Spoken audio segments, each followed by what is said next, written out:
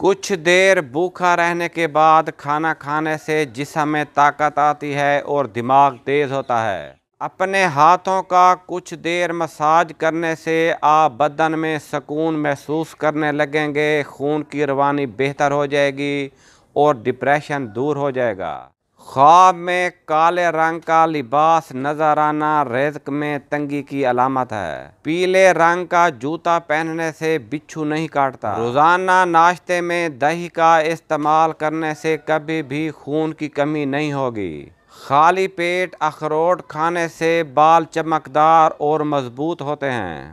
خالی پیٹ انجیر کھانے سے 2 ہفتوں میں ہی خون کی کمی پوری ہو جائے گی۔ چاولوں والا پانی بالوں کو نرم کرتا ہے اور خشکی ختم کر دیتا ہے۔ خشک میوہ جات، مچھلی، بلو بیری، گاجر اور انڈے کی زردی بینائی کو بہترین رکھتی ہیں۔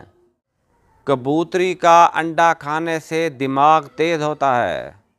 کچی روٹی کھانے سے گریز کیا کرو ورنہ پیٹ کی بیماریاں شروع ہو جاتی ہیں۔ کچے چاول گردوں میں پتھری پیدا کرتے ہیں۔ شوگر والے مریض کو مسلسل اونٹنی کا دودھ پلاؤ، یہ شوگر کے مرض میں انتہائی فائدہ مند ہے۔